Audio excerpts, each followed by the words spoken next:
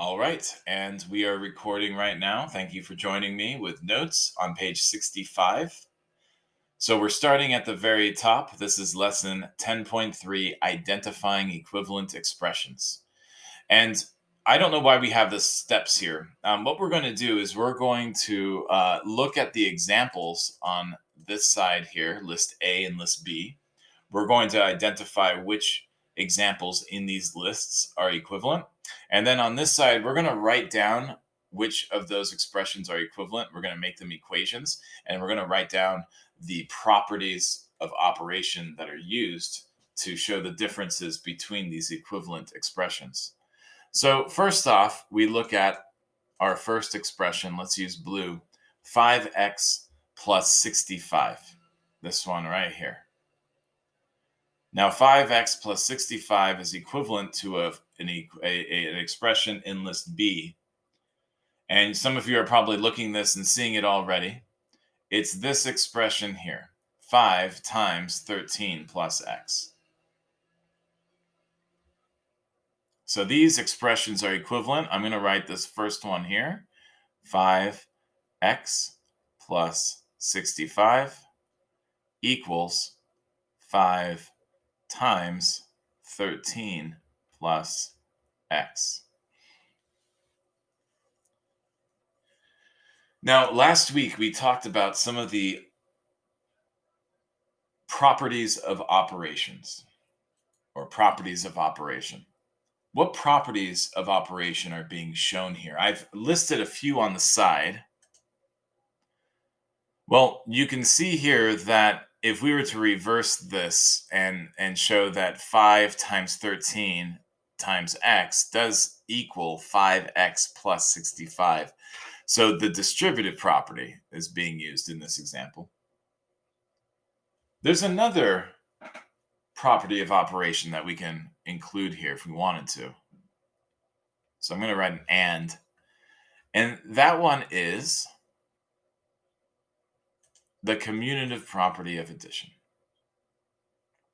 And the reason why I have this here is because in parentheses, we have 13 plus x. And then on this side of the equation, this expression says 5x first. So the x goes first on this side of the expression.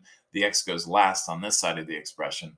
The commutative property of addition says we can add in any order we want. And that's what's being shown here.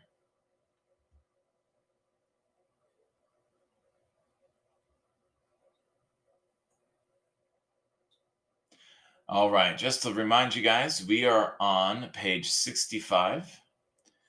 And I would like you to write down the properties, the name of the properties underneath each equation that we're adding here.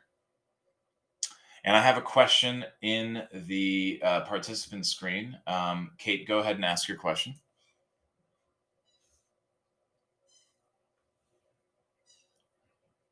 Ah, gotcha. Okay, no problem. All right, let's take a look at the next one. We have x plus 1 times 5, or you could say 5 times x plus 1. And this one is equivalent to our expression right across from it, 5x plus 5. So in green on this one right below, I'm actually going to make a little divider line here, separating these two. And I'm going to add this one in green, 5 times x plus 1. And that's equal to 5x plus 5. In the chat, go ahead and tell me which property of operation works best or is being demonstrated here in this equation, these two expressions, if you will.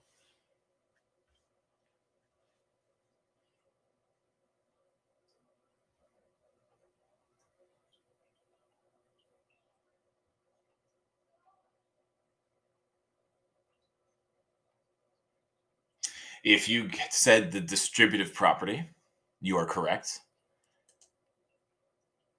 I'm going to put this right here. And actually, I need to erase this parentheses that I put at the end here. There we go. Yeah. So what's happened is we have this 5 times x plus 1. And the distributive property says that you can distribute the number outside of the parentheses into the numbers inside the parentheses and call them separate numbers, and they will add up to be the same in the end. And so they will still be equivalent. So I don't know if that's the best explanation, but you can see this 5 was distributed to x, and this 5 is distributed to the 1 with multiplication. So 5x is what you get when you multiply 5 times x. And when you multiply 5 times 1, you get 5. So these are equivalent expressions. That's why we have an equal sign and made them an equation. And then finally, our last example is 1 plus 5x. And you can see in list B, 5x plus 1 is equivalent to that. I'm going to make my line across here separating these and write the equivalent expressions here.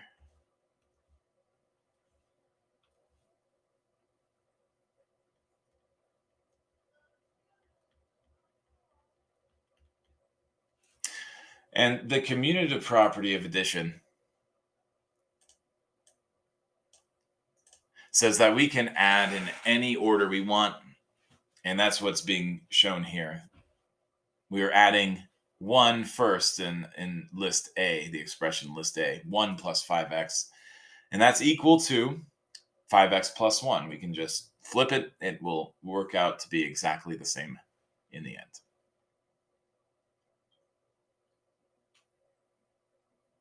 All right. Now, down below, we have another part where we take the same expressions and we're going to evaluate them. That means we're going to find the value. So I'm going to zoom out so you guys can see more of what we have up above. If you guys need more time to write that down, it's there. I'm going to zoom out a little bit more. And what I'm going to do before I zoom back in is I'm going to circle my expressions that are equivalent here because I know that these are equivalent. We've already figured that out. I'm just going to do that to remind myself that they are equivalent. And I'm going to work these out together when I find their value and evaluate them.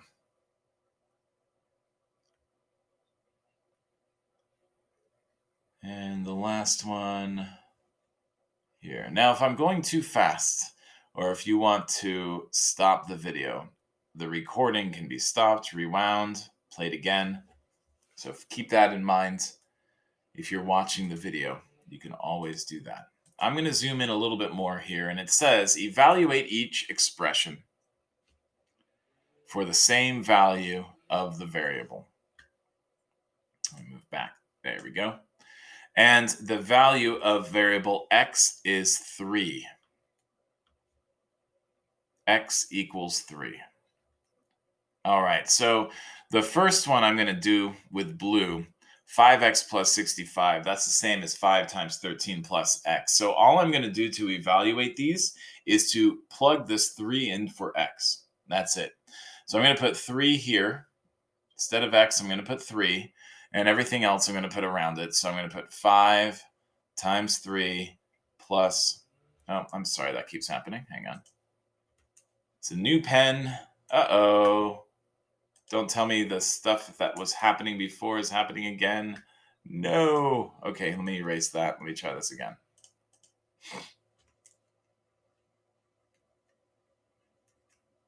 Oh, this is not good.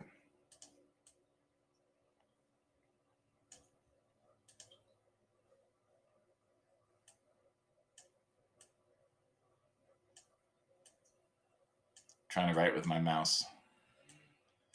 I'm going to try to disconnect the tablet. Let me try plugging it back in.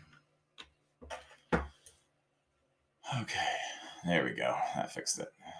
65. Okay. Now, knowing the order of operations, PEMDAS, I'm going to put that on the side. This is going to help us out immensely. Knowing order of operations, I don't have parentheses. I don't have exponents. I have multiplication and then addition. So I'm going to do multiplication first. So I'm going to multiply 5 times 3 and get 15. And then I'm going to add 65 to that. Sure that looks good. 15 plus 65 is 80. All right. Now, the equivalent expression, 5 times 13 plus x down below, I know is going to result in the same value when I use 3 for the variable. But I'm going to work it out anyway. I want to show you how, even though we're using an equivalent expression, it's solved differently depending on the order of operations. So I'm going to put 3 in for x, and I'm going to solve this one next. So we have 13 plus 3 times 5. And using order of operations, parentheses goes first. So inside parentheses, we have 13 plus 3, and that equals 15. Sorry, 16.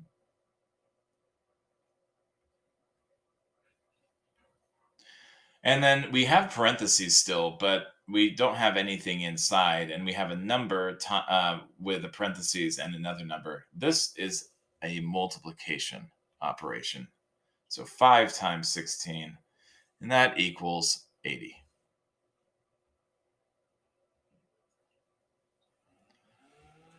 So we got the same answer with a slightly different route, still following the order of operations.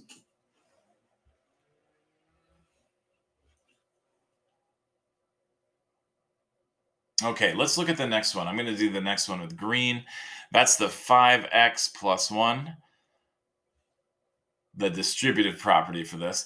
3 is the same value for x. That doesn't change for all of these. So I'm going to plug that in, use my parentheses, 3 plus 1, and that's times 5.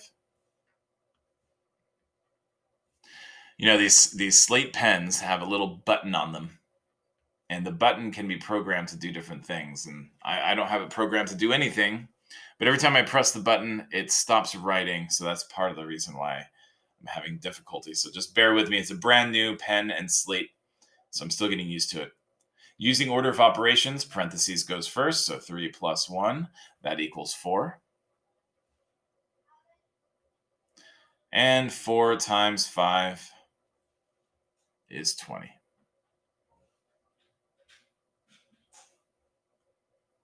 That's another thing. I'm using arrows to show my path, showing which operation I'm doing next. And you don't have to do that. That's my strategy. If you like to do it a different way, you're welcome to.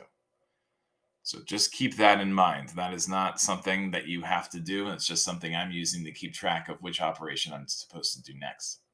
So I'm going to plug 3 in for x as well here. And this is 5 times 3 plus 5.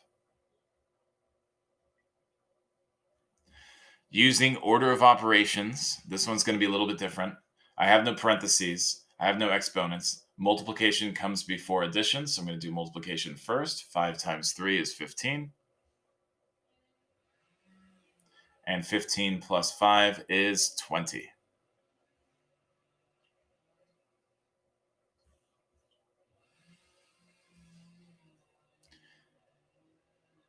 And if you hear a saw going on in the background, I don't know if you guys can hear that, but they're chopping a tree down next door.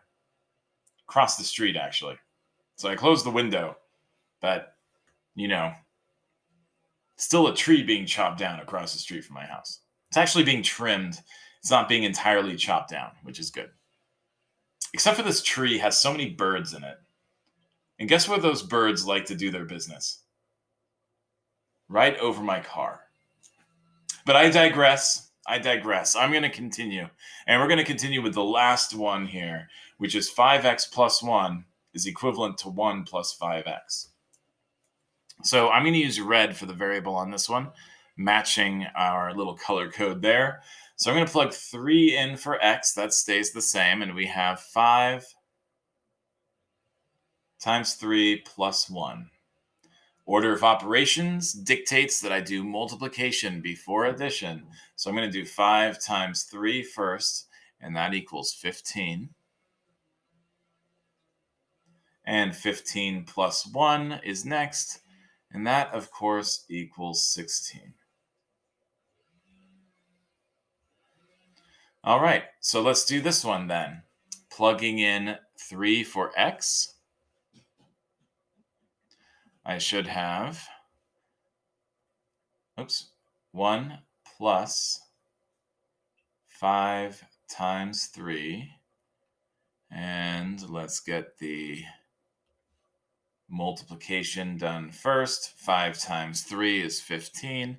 Notice how this one, it's exactly the same as what we did here, except it's just written backwards. So order of operations says we do addition or multiplication first, and then addition. We're going to do multiplication even though it comes after addition left to right. And then last we do addition. Sorry if that's a little messy. 16. Oh no, I said 15 times 3, or 5 times 3 is 15. That is incorrect. I'm sorry, 5 times 3, I said it was 16. It's actually 15. And 15 plus 1 is 16.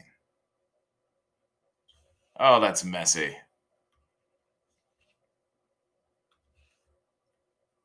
Okay, so we found that. That's equivalent, just slightly different route to get to that answer. So, ladies and gentlemen, we did do a lot of evaluating here, and that's basically what this entire lesson is about. Evaluating expressions, finding equivalent expressions. Thank you for watching this video, and I will see you in the next one.